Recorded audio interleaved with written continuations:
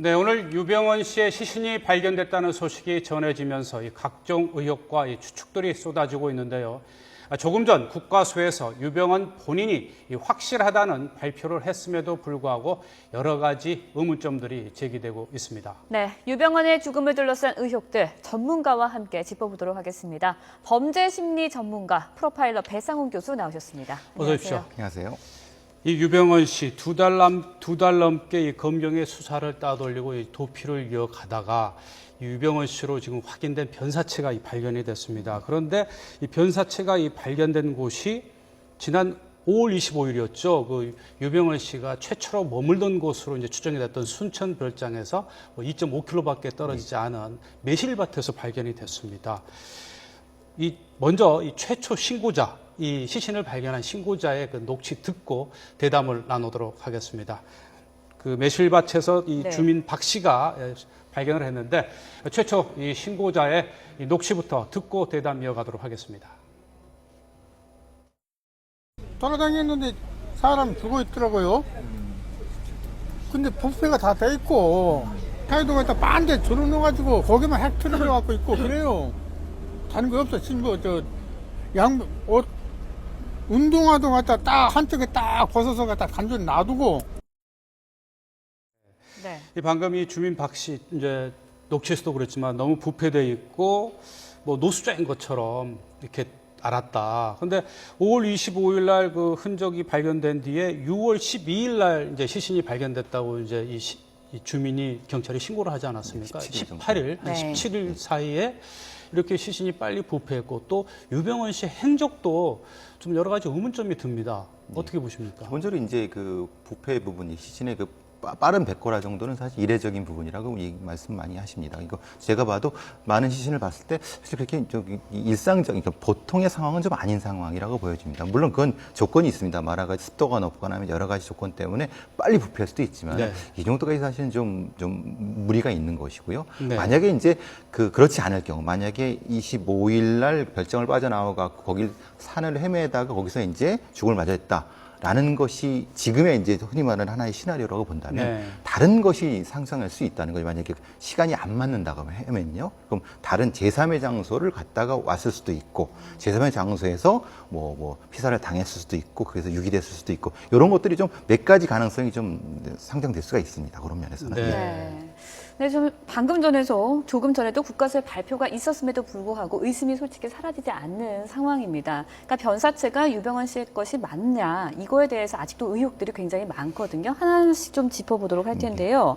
그중에서 가장 의문점이 좀 드는 부분이 지금 목격자에서도 말씀을 하셨듯이 부패가 80% 이상 진행이 된 상황이었어요. 근데 오늘 경찰의 발표에 의하면은 지문을 채취해가지고 변사자가 유병헌 씨가 맞다는 것을 확인을 했다 이렇게 나오는데 지문 채취가 가능한가요? 백골 상태라고 하는데. 순서가 좀 바뀐 겁니다. 이제 말하자면 처음에는 지문을 채취하려고 했는데 네. 이 여기 상태가 이제 심하게 훼손이 됐기 때문에 훼손된 지문을 복원하려고 했었습니다. 1차, 2차에 대해서. 복원 방법은 그렇습니다. 이거를 이제 그러면 열을 가해갖고 원래대로 좀 부풀게 해갖고 하는 방법이 있는데 사실 이게 쉬운 방법이 아닙니다. 그래갖고 네. 1차, 2차, 3차까지 되고 그거는 했는데 DNA 확보를 통해서 유병헌일 가능성이 높다고 하니까 기존에 있었던 유병헌 씨의 DNA 십지 지문을 다시 확인하고 역으로 이제 확인한 부분이 되는 겁니다. 그러니까 말하자면 그런 부분이기 때문에 이 부분은 물론 그 과학적인 부분에서는 틀린 부분은 없을 것 같습니다. 그 부분은 부정할 수는 없는 건데 이제 워낙 훼손된 부분이 있기 때문에 기존의 방법과는 조금 차이가 있는 방법으로 했기 때문에 의심이 좀 되는 부분도 있는 부분인 거죠. 근데 역으로 추적을 했기 때문에 그렇게 가능할 되는 거죠. 부분이 있다. 원래대로라면은 지문을 찍은 걸 가지고 이것을 흔히 말하는 지문 검색 시스템에 네. 돌려갖고 나와야 되는데 이걸 못한 상태에서 여기 있는 사체가 유병헌일 것이라고 확정을 한 다음에 원래 주민등록이 다 있지 않습니까? 십지지문. 그걸 가지고 다시 대조하면서 이게 맞다. 이런 과정을 거쳤기 때문에 이런 의문들이라든가 의구심 같은 것이 드는 과정이라고 볼 수 있겠습니다. 네, 또 네. 보면요. 신원 확인을 하는 데까지 걸리는 시간이 거진 40일이었습니다. 변사체가 발견된 시점이 6월 12일이었는데 지금이 거진 7월 22일이거든요. 40일 동안인데 그렇게 오래 걸립니까? 근데 이제 거기에는 이제 이런 문제가 있습니다. 시신이 너무 많이 훼손돼 갖고 보통의 경우는 이제 살아있는 사람 같은 경우 구강상피세포를 해서 금방 네. 뭐 2, 3일 안에 금방 되는 부분인데 그러니까 만약에 부패가 됐을 경우는 DNA가 훼손이 많이 됩니다. 됐을 경우는 가장 훼손이 안 되는 부분이라는 것이 뭐냐면 엉덩이 뼈, 대퇴골 안에 있는 조혈모세포 쪽에 있는 그런 안전한 형태, 그 훼손이 안 됐을 가능성이 있는 그러니까 뼈 안에 있는 뼈 안에 있는 우리가 뭐 네. 보통 이제 뭐 표현으로 쓰면 저기 사골이라고 하죠. 이제 예, 표현 좀 예, 그렇습니다만 어쨌든 그 안에 있는 골수죠, 골수를 뽑아 갖고 하게 되면은 가장 안전한 부분이 됩니다. 그러니까 그런 과정을 거쳤기 때문에 보통의 방법보다는 좀 시간이 걸렸고 그리고 사실 이 부분이 무용고자 상태에서 검사를 했기 때문에 그러니까 중요도가 떨어진 상태에서 때문에 시간이 더 길어졌다. 일반 변사자 처리를 그렇게 하는 되는 부분인 거죠. 만약에 이 중요한 어떤 피살자라든가 아니면 살인 사건의 부분은 이렇게까지 가지는 않죠. 일주일 네. 안에 다 되는 부분인데요. 예. 자, 지금 국과수 이제 서울연구소로 이제 옮겨져서 2차 감식 결과에서도 이 변사체는 유병헌 씨가 맞다 이렇게 지금 확인을 했거든요. 근데 이게 이제 DNA 검사 결과인데 지금 친형 유병일 씨와 DNA가 일치했다는 게 이제 1차 분석 결과였고요. 지금 2차 감식 결과는 유병헌 씨의 원래 뭐 그동안에 이제 수사에서 드러났던 뭐 면봉이라든지 어떤 뭐 이런 것과 책 이런 것과 지금 DNA를 맞춰본 네. 건가요? 지금 어떻게 이제 보십니까? DNA 실험은 3개가 있습니다. 네. 말하자면 이제 처음에 이제 송치제 별장에서 나왔던 휴지에 묻은 체액 DNA가 하나 있고요. 그 다음에 이제 6월 11일 날 들어가서 금수원에서 그 이제 유 회장의 그 숙소에서 거처에서 발견에는 뭐 면봉 비슷한 형태에서 발견된 그러니까 두 개가 있는 거죠. 네. 네. 이 두 개는 일치되는 게 확인이 됐습니다. 네. 그렇지만은 이것이 유병헌 씨의 것이라는 건 확신은 없죠. 왜냐하면 다른 사람이 갔을 수도 있으니까 만에 하나 될 수도 있으니까요. 근데 지금 제3의 것이 지금의 사체에서 나온 DNA가 있고요. 네. 이 상태를 가장 비교해 볼 수 있는 DNA는 이제 보관이 안 되기 때문에요. 특정 범죄자 같은 경우는 보관이 되지 않습니까? 성범죄자 네, 같은 경우는 네. 보관이 되지만은 일반인들은 보관이 안 되기 때문에 그럼 대조를 할 때는 어떻게 하냐면 친인척을 많이 이용을 합니다. 네. 가장 행인 게 부자 관계라든가 형제 관계죠. 형제 관계 같은 경우는 보통 DNA 일치율이 한 90% 된다고 합니다. 그리고 그 정도라고 보면은 사실 몇 사람의 친인척을 대조해 보면은 사실은 이게 크로스돼 있기 때문에 이건 맞을 수가 있는 거죠. 그런 방식으로 대조를 하거든요. 네. 네. 이걸 이제 먼저 해갖고 그러니까 유병일 씨의 형제다라는 것이 확정되고 유병일 씨의 형제는 3명밖에 없기 때문에. 근데 유병호 씨, 유병일 씨는 지금 구속된 상태고. 네, 한 명이 지금 있죠. 한 명, 유병원이라는 사람이 네. 이제 그럼 유병원일 수밖에 없는 상태가 된 거죠. 예, 그렇게 됩니다. 근데 숨겨진 동생이 또 한 명이 더 있다. 그런 지금 의혹도 이제 그 부분이 이제 사실은 이제 아직 확인되지 않은 부분인데요. 사실 네. 뭐 개인의 그 가족사를 어떻게 알겠습니까? 사실은 뭐 네. 또 어떤 뭐 흔히 말하는 있을 수 있는 건데 지금까지는 아직까지는 잘 모르겠는 그러니까 건데. 지금까지는 지금 친형 재판을 받고 있는 유병일 씨의 DNA와 이 사체의 DNA가 일치한다. 이게 형제관이 형제 있죠. 관계가 형제의 가능성은 일치한다. 100% 거의 형제의 100%다. 가능성이 예. 굉장히 높다. 네. 99.9%다. 예, 그렇게 되는 지금 거죠. 그런 상황이죠. 그런 상태이고 그리고 저기 송치제와 저기 금손에 나온 것과는 거의 이건 벌써 일치한다. 근데 그 송치제나 그 별장에서 나왔던 그 체액이 예. 유병헌 씨 것이라는 문제는 그건 별개의 문제죠. 별개의 문제죠. 문제죠. 예. 자, 그렇다면 지금 유병헌 씨의 그 자녀들이 있지 않습니까? 유대균 씨, 유혁기, 섬나, 그리고 유상나, 차녀, 이남 이녀가 있는데 지금 파리에 구금되어 있는 이 섬나 섬나 씨죠. 씨의 네. 어떤 그런 DNA를 조금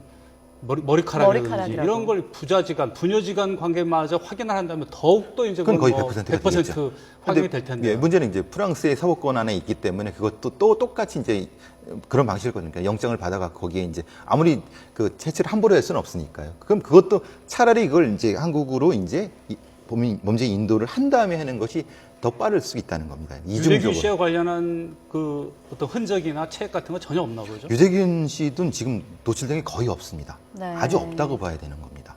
그 자택에 대한 압수수색은 한 번 하지 않았었습니까? 네, 하는데 근데 거기서도 어떤 물증이나 전혀 뭐 유대균 씨와 관련된 그 자료를 전혀 채증하지 못했나 보죠. 그러니까 이제 보통 DNA가 이제 보통 그냥 있으면 되는데 사실 훼손이 많이 됩니다. 뭐 여러 네. 가지 표백제 같은 것도 그렇고 그렇기 때문에 사실은 안정적인 네. 것은 100%는 좀 힘든 부분이 있는 거죠. 네. 네. 그런데 또 지금 의문점이 드는 게 자살이냐 타살이냐 이 가능성을 놓고도 굉장히 얘기가 많습니다. 근데 저희가 낮에도 보도를 했는데 그 장례식장 사장님이 시신을 처음 봤을 때 보셨을 때 목과 몸이 완전히 분리된 상태였다라는 리포트가 나갔거든요.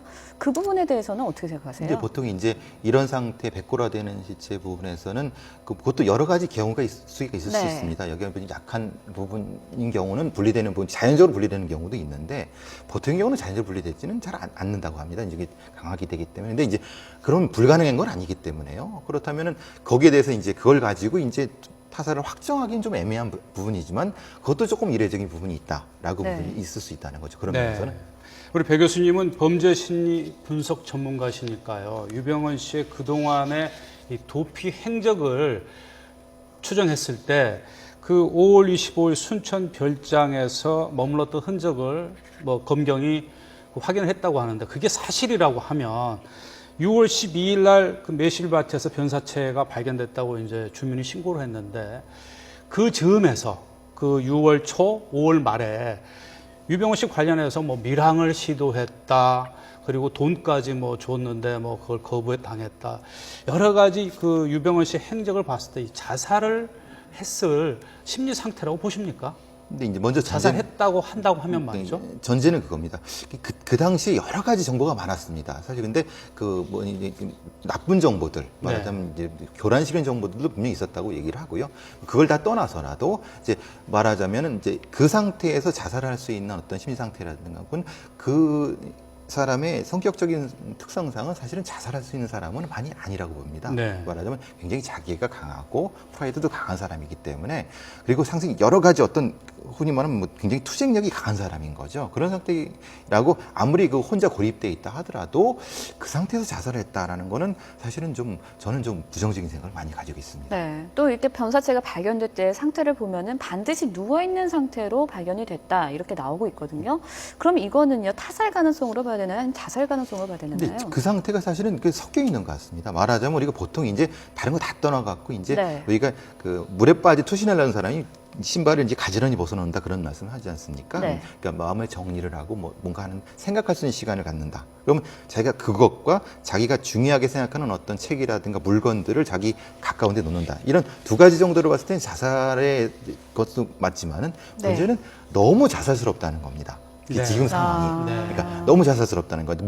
모든 그 지금 상태가 너무 그렇다면 저렇게까지 해서 자살스럽게 누가 보였지 않았을까라고는 의심을 많이 들게 한다는 거죠, 사실은. 네. 네. 방금 유지연 앵커가 이제 얘기를 했듯이 이 시신을 최초에 본 그 수습을 한 사람이 이 목과 몸이 분리돼 네. 있다 이런 걸로 봤을 때는 뭐 자연스럽게 부패하면서 이제 분리됐을 가능성도 있지만 이 18일 동안에 이게 분리될 경우에는 이게 좀 타살 가능성도 배제할 수 없다 이런 추측들이 나오고 있는데 네. 우리 개훈이 기자의 단독 보도 듣고 또 대담 이어가도록 하겠습니다.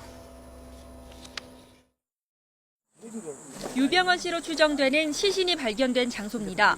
발견 당시 시신은 백골화가 80%가량 진행돼 있었습니다. 특히 목 부위가 심하게 훼손돼 있었고 얼굴은 오른쪽 방향으로 심하게 돌아가 있는 상태였습니다. 현재 유병헌 씨의 시신은 목과 몸이 완전히 분리돼 있는 것으로 취재 결과 확인됐습니다. 시신 당시 발견 당시에 목뼈가 이렇게 뭐 부러져 있다거나 분리돼 있었다는 이야기 있던데. 네, 분리돼 있었습니다. 명확히 분리돼 있었나요? 네, 분리돼 있었습니다. 외부 충격에 의한 타살 가능성이 제기될 수 있는 부분입니다. 게다가 평소 갖고 다닌 것으로 알려진 현금 가방과 유 씨가 항상 쓰고 있던 안경이 사라진 점도 타살 가능성을 높이고 있습니다. 통상적으로 안경을 쓰는 사람들은 안경이 없이 정말 돌아다니질 못하잖아요. 특히 거기가 일반 도시도 아니고 완전히 외진 그런 공간인데 그런 곳에서 안경 없이 돌아다녔다는 선뜻 납득이 되지 않거든요. 하지만 경찰은 현재로선 타살 가능성을 일축하고 있습니다. 특히 시신 훼손과 관련해서는 발견 당시 목과 몸이 분리돼 있지 않았고 시신을 장례식장으로 옮기는 과정에서 분리됐을 수도 있다고 밝혔습니다. 1차적으로 그 타살 혐의는 일단 없는 것으로 외견상 보입니다. 이를테면 칼자국이라든지 기타 다른 현저한 타살 혐의를 발견 못했기 때문에 현재까지는 타살이 확인이 안 되고 있습니다. 이렇다 하더라도 타살 가능성이 전혀 없다고 단정할 수는 없습니다. 다른 곳에서 살해된 뒤 발견 장소인 매실밭으로 옮겨졌을 가능성도 있기 때문입니다. 정확한 사인은 일주일쯤 지나 국과수 2차 감식 결과에서 나올 것으로 보입니다. YTN 개훈입니다. 네, 이 개훈이 기자의 이제 리포트에서 우형호 순천경찰서장 이 발표 뒤에 뭐 5시간 만에 경질은 됐지만 이 순천경찰서장이 외견상 타살로 보이지는 않는다 이렇게 이제 밝혔는데요. 그 발견된 장소가 그 순천별장에서 한 2.5km밖에 떨어지지 않은 매실밭에서 발견이 됐거든요. 그리고 반드시 누워있는 상태로 이렇게 발견된 건 제3의 장소에서 이 시신이 옮겨졌을 가능성도 있지 않느냐 이런 의견들을 제시하는 분들이 많더라고요. 우리 배 교수님께서 어떻게 보십니까? 기본적으로 이제 그거는 이제 부패 속도와 관련된 부분입니다. 부패 속도가 굉장히 이례적으로 빨랐다라고 하면은 어떤 다른 제3의 상소에서 뭐 이렇게 피살이 됐든 어쨌든 죽음을 맞이한 상태가 돼갖고 좀 빨리 부패가 된 거 상태에서 그것을 이렇게 유기를 했으면 시간적인 정도는 맞는 부분이라는 거죠. 자연적으로 그 지금 있는 상태에서 그냥 부패가 되면은 저 정도까지는 사실 가능하긴 한데 이례적이다. 이런 부분 때문에 그런 의문들이 많이 되는 것 같습니다. 그렇죠. 더더군다나 18일 만에 부패할 수 있다고 이제 법의학자들도 얘기는 하지만 일각에서는 그 산이 뭐 지리산 자락이고 심지어는 저체온으로 숨졌을 가능성마저 제기되고 있는데 그렇게 빨리 부패할 정도로 날씨가 최악의 상황이었느냐는 부분은 또 의문이죠. 그렇죠. 그거까지는 이제 다 검토가 돼야 되는 부분입니다. 저 개인적으로는 저도 저쪽 부분을 몇 번 많이 갔다 왔는데. 네. 근데 네. 이 문제는 저희가 좀 서늘합니다. 이제 물론 이제 낮에는 사실은 뭐 습기도 있고 뭐 떼약볕도 있지만은 그러니까 산자락 이렇게 돼 있는 상태이기 때문에 그렇게까지 사실은 좀 됐을까라는 의문을 많이. 그렇죠. 좀 가졌습니다. 낮에는 뭐 떼약볕도 있고 굉장히 덥다 하더라도 이 저녁이 되면은 또 뭐 굉장히 좀 서늘한 바람이 있을 것이고요. 그런데 18일 만에 거의 뭐 80%가 부패됐다고 하면 그 사망 시점이 조금 더 앞당겨지거나 아니면은 그 장소가 아닌 다른 장소에서 있다가 그곳으로 특히 거기가 굉장히 그 매실을 수확하는 시기여서 사람들의 왕래가 또 잦았던 네. 곳이라는 말도 그러니까 있던데요. 거기는 이제 뭐 개인의 그 박 씨의 사유지이고 거기가 네. 또 실제로 매실을 이제 농사하는 데기 때문에 네. 거기에 뭐 흔히 말하는 농약도 칠 수 있는 것이고 여러 가지 뭐 매일은 아니더라도 왕래가 있었기 때문에 그럼 그 18일 동안 계속 거기 있었다라고 하기는 참 어려운 부분이 있다는 거죠 거기에. 그렇죠. 네. 네. 그러면서 또 제기되는 의혹이요. 아니, 그러니까 말씀하시는 게 또 사후 시신이 훼손될 수 있을 가능성도 있다. 사실 저희가 산악 지역이잖아요. 그러니까 들짐승들도 있고 그렇기 때문에 오히려 더 부패를 빨리 했을 수 있다라는 의견도 있거든요. 거기에 대해서는 어떻게 생각하세요? 그러니까 이제 그 사후에 들짐승들이 훼손을 했다 그러면 그 흔적이 남습니다. 그렇죠. 왜냐하면 그렇게 좀 어떻게 됐냐면 좀 표현이 그렇지만 좀 이렇게 뼈들이 많이 흩어져 있습니다. 그렇죠. 18일 동안이나 예. 그 자리에 있었다고 하면은 그죠? 야산에 있었던 어떤 동물 같은 짐승들이 짐승들이 사실은 한 번 이렇게 훼손하는 게 아니라 계속 네. 그걸 많이 연속적으로 하거든요. 그러면 그렇게까지 되면은 그건 완전히 이게 해쳐져 있는 상태였어야 되는 거지. 시신이 아예 그렇죠. 요렇게 있는 상태라고 하는 건 그건 사실은 좀 반드시 누워 있는 그렇죠. 상태는 그거는 좀 아니라는 생각입니다. 그리고 이제 네. 사체 주변에서 유병원임을 추정할 수 있는 유류품들이 많이 발견됐는데 정작 경찰은 그 신고 받고 나서는 그냥 단순 변사자, 뭐 노숙자인 걸로 알았다는 거예요. 근데 그게 좀 의아한 게 거의 뭐 소주병도 나오고 뭐 유병원 씨의 그 책 제목이죠. 꿈 네. 같은 사랑이라는 글씨가 적혀 있는 그 가방도 발견되고 뭐 세모 스쿠알렌도 약도 발견되고 했는데 그리고 특히 뭐 소주병 이런 건 몇 년 전에 그게 굉장히 네. 출시된 지금은 그 살수 병이라고 없는, 하더라고요. 예, 지금은 그렇게 살 수 된 없는 거죠. 그런 정황은 어떻게 봐야 할까요? 말하자면 그러면 이제 그 소주라든가 아니면 그런 것은 유병원 씨의 것이 아닐 수 있다는 거죠. 말하자면은. 네. 말하자면 보통 시골에서는 그 어르신들이 이제 그 몇 박스씩 이제 사갖고 놓고 드시는 이런 부분이 있기 때문에 그럼 제3의 사람이 있었다고 하는 게 그게 더 타당한 그 사람 있었을 거라는 게 타당한 네. 추정이 될 수 있는 것이고요. 네. 말하자면 그 세모스카알렌이라든가 다른 분명히 유병원 혹은 좀 이상한 유류품이 있었다는 건 누구든지 알 수 있었는데 네. 사실은 그걸 간과했다는 건 사실은 좀 부주의했다고 보면은 그건 좀 그렇게까지는 아니겠죠. 그 순천 일대에서 그렇게 대대적인 검문 검색, 군까지 이례적으로 그 수색 작업에 투입이 돼서 검문 검색을 하고 야산을 두수시고 다니면서 수색을 하고 있었는데 정작 그 몇 킬로미터 안 떨어진 데서 발견한 그 시신에 대해서 전혀 의문조차 갖지 않고 또 그러한 사실조차 검찰에 통보도 하지 않은 어떤 순천 경찰서, 경찰에 이런 건 어떻게 봐야 합니까? 이제 뭐 열마디 해도 사실은 그건 잘못한 거죠. 잘못했는데 그 잘못을 의도적으로 했느냐 아니면 그냥 부주의했느냐의 이제 문제. 부주의한 건 확실히 본인들이 이제 실토를 했으니까요. 부주의한 건 맞는데 네. 그 만약에 의도성이 있었다면 그건 심각한 문제가 되는 거고요.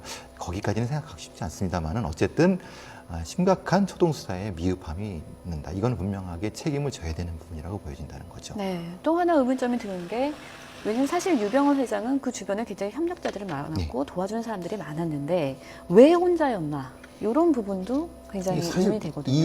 이 상황에서 가장 의문되는 부분입니다. 네. 왜 혼자였을까? 그리고 만약에 그 순천 별장에서 뿔뿔이 그냥 갑자기 들이쳤기 때문에 뿔뿔이 흩어졌다고 하더라도 그럼 그 사람은 교주이고 그 사람은 중요한 위치에 있는 사람인데 그렇죠. 산을 헤매게 며칠을 헤매게 놔뒀다. 그럼 충성스러운 그 신도들은 그걸 다 방치했다는 거 아니겠습니까? 네. 그럼 자기가 몸을 바쳐갖고 구조를 할 생각을 하나도 안 했다라고 하는 것은 사실 심각한 문제라고 보여집니다. 그러면 이런 추정도 가능한 거죠. 뭐 의도적으로 방기를 한 건가? 아니면 부작위를 한 건가?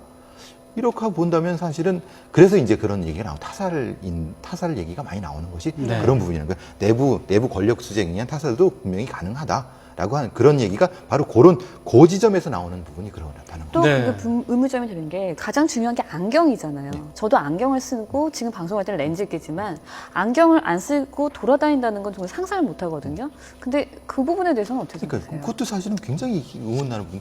분명히 도망나갔다 하더라도 적에 안경은 도망 나갈 때 가장 중요한 게 보여야 될 거 안경이죠. 아닙니까? 네. 안경이나 핸드폰이겠죠. 그렇죠. 그러니까 통신수단 중요하니까 안경, 핸드폰일 텐데 그거는 전혀 발견되지 않고 또 돈도 없고요. 네. 아무것도 없고. 돈가방도 없고, 돈가방도 없고. 지갑도 없고. 최소한의 그런 어떤 것도 없는 상태에서 그냥 몸만, 옷과 그리고 술 이 정도라고 하면 이거는 사실은 굉장히 상당히 그러니까 문제가 그런 많다는 부분이 거죠. 상당히 어떤 제3에 의한 네. 그 타살 또 제3의 장소에서 뭔가 어떤 살해된 뒤에 옮겨졌을 가능성이 이제 제기될 수 있는 정황들인데요. 특히 그 많던 조력자들, 유병헌 씨를 쫓아다니던 뭐 원조 김엄마라든지 뭐 윤두하 씨, 특히 가장 그 신복이라고 알려진 그 운전기사이면서 이 양씨. 양씨. 양회정 씨. 예. 양회정 씨는 그 5월 25일 무렵에 전주에서 또 발견이 됐거든요. 네, 그렇죠. 그런 정황으로 봤을 때는 이 두 사람을 빨리 이제 검거하는 것이 어떻게 보면 이제 이 유 씨의 이 사망을 밝히는 데도 굉장히 중요한데 이 조력자들 양혜정 씨나 윤두하 씨 또 원조 김엄마라고 하는 김명숙 씨 이런 사람들 전혀 단서조차 못 잡고 있는 건 이거 어떻게 봐야 이제 합니까? 전혀 단서를 못 찾고 있다는 것은 아예 숨어버렸는데 그러면 왜 숨었을까라는 부분. 그래서 이제 그런 얘기가 나온다는 거죠. 이건 쿠데타다.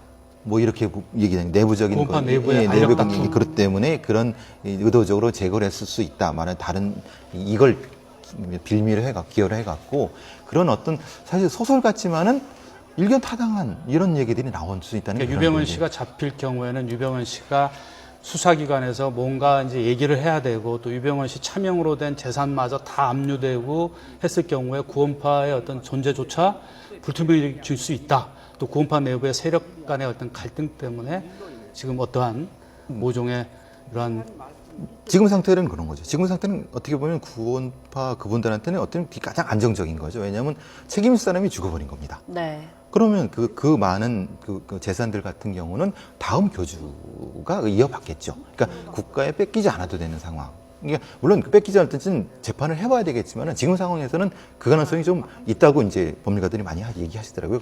이 상황에 이득을 얻는 사람은 누구인가? 그러면 그것이 결국은 역산해 보면은 이런 상태가 나올 수 있다. 그렇다고 하면 배 교수님 말씀을 듣고 있다 보면 만약에 그렇다고 하면은 그 조력자라고 하는 사람들 지금 거의 그 흔적조차 발견되지 않고 있는 포착되지 않고 있는 양혜정 씨, 윤두하 씨, 김명숙 씨, 원조 김엄마 이런 사람들도 어떻게 보면 또 구원파 내부에서 제거했을 가능성도 있겠네요. 충분히 가능한 거죠. 그러니까 네. 이제 그런 어떤 향후의 그 집단 내부의 권력 구도를 보게 되면은 본질적인 형태의 어떤 그림이 그려질 수 있을 거라고 봅니다. 네, 이제 구원파 얘기해봤고요.